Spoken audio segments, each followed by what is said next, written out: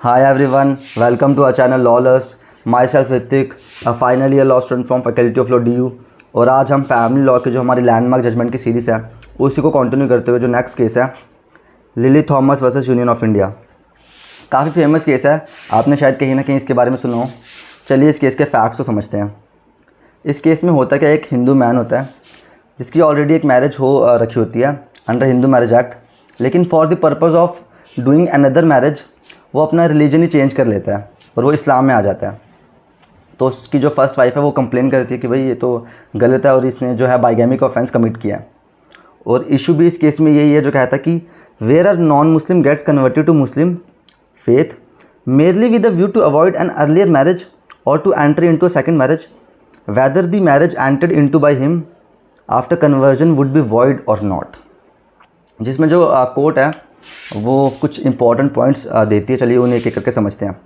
पहला तो कोर्ट कहते हैं कि ना, अगर किसी की मैरिज हिंदू मैरिज एक्ट के तहत हो रखी है और वो उसके बाद चाहे वो किसी दूसरे रिलीजन में भी जाता है ना, तब भी जो उसका वो एक्ट होगा वो एक ऑफेंस माना जाएगा under section 17 of Hindu marriage act read with section 494 of IPC।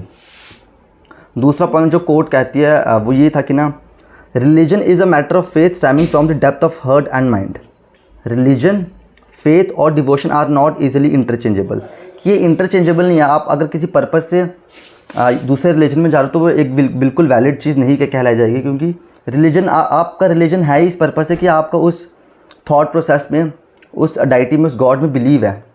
आप उनके जो भी उनके रिचुअल्स हैं वो सब फॉलो कर रहे हो, आप उसको दिल से उस चीज़ को मान रहे हो। अगर आप किसी पर्पज़ के लिए चेंज कर रहे हो तो वो एक सही चीज़ नहीं मानी जाएगी। वही कोर्ट कहता है कि, इसमें कोर्ट कह रहा है कि person who mockingly adopts another religion where plurality of marriage is permitted so as to renounce the previous marriage and desert the wife can not be permitted to take advantage of his own wrong as religion is not a commodity to be exploited.